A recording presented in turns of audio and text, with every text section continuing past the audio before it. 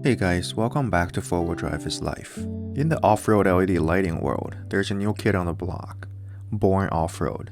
Borne Off-Road is a new product line of MISHIMOTO. This brand was created to offer a wide variety of high-quality products tailored to the off-road community. So, with my channel's focus on off-road LED lights, naturally I'm very interested in this pair and wanted to test it out. I reached out to MISHIMOTO and they sent me this pair for review. I'm gonna tell you what I like, what I dislike, and what can be some opportunity for improvement for the lights, and whether you should get one or not compared to other name brand products. You're gonna see me unboxing them and how they look on my Toyota Tacoma, and then I'm gonna bring them outside, aiming to my garage door to have some lux measurements at around 20 feet away. And lastly, I'm going to bring them outside to the field so that you have a real world perspective of how they look in a day-to-day scenario. Here are some key specs of the lights. The output is rated at 5800 lumens per light, and there are two modes, a high mode and a low mode. Of course, there's two more DRL mode, one is white and one is amber. And the light each weighs about 4.4 to 4.5 pounds, and the waterproof rating is IP68. The lights come with really solid wiring harnesses, to my surprise, because a lot of the other big manufacturers, they only have the pigtail like this. However, they don't provide any switch or wiring harnesses without additional purchasing. This is a really good quality set of harness. Alright, now comes the lights. Both lights are packed in a sealed bag, which is really good. I haven't seen other manufacturers does that. And one thing to note is that there is not a lot of heat sink in the back of the light. It's really just a smooth surface in the back, which is a little surprising to me because every other manufacturing I've tested has heat sink. So I'm not sure whether it's this kind of light dissipate heat more efficiently without the needing of the heat sink or otherwise. I have yet to test the heating performance of it because I live in the winter weather right now at the moment. One thing I really like about this light is the aesthetic. As you see here, it's really kind of like a bezel-less kind of light compared to other manufacturings, because a lot of the manufacturers I've tested has a very thick bezel. This one is kind of like that infinity pool kind of look, almost like a 2D look if you just look at it from the front. It really looks low profile and sharp.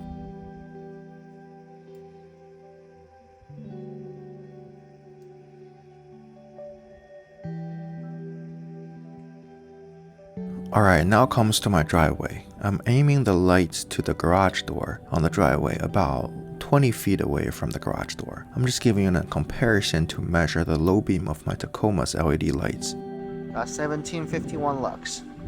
Tacoma low beam, LED low beam. Alright, now I'm turning on the MISHIMOTO Borne off-road lights. 17.9K lux.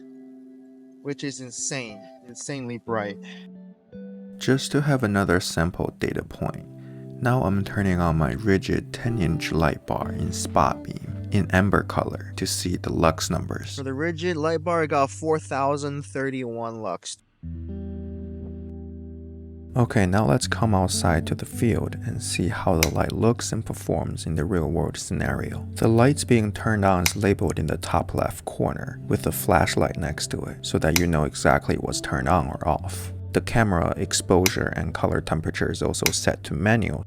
I am very impressed with the width of the light pattern being not having a sight shooting functionality, because normally a light without sight shooting don't cast that wide of a light. As you see here, it's even wider than the Dow Dynamics fog light.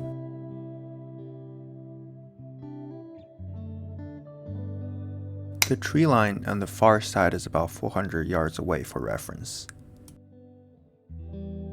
Here is a 45-degree shot from the driver's side. I'm flashing stock Tacoma's high beam right now so that you have an idea of how it looks. It's safe to say these Borne off-road 7-inch lights are extremely bright, while still have a good amount of width right in front of the vehicle. Again, what fascinates me is that Dow Dynamics fog light is pretty wide already. The Borne off-road lights are even wider than the Dow Dynamics fog light. Being a non-sight shooting light, I don't even know how it's achieved. Now I want to address two of the negatives or potential negatives I've found with two of the lights. One is that there is no heat sink in the back of the light, as I mentioned earlier. This can be a problem if the heat does not dissipate well, especially in a desert or hot environment. Second is that there are two output modes of the light. One is a high output, one is a low output. The way to switch between the output is a bit frustrating, at least to me, because the way I use the light is I tend to flash them on and off, right? Like instead of keeping them on for a while. And sometimes I accidentally switch the lights to the low output mode without knowing it. In my opinion, there should be a harder way or easier way to avoid accidentally toggle between the high output and the low output.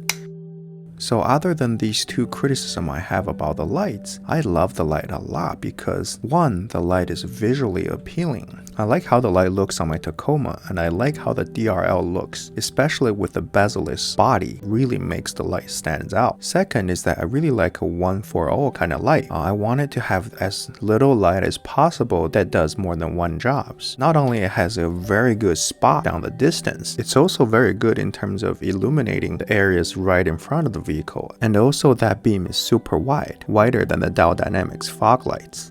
So overall, if I'm in the market for a pair of quality LED lights, I would definitely give these a thought.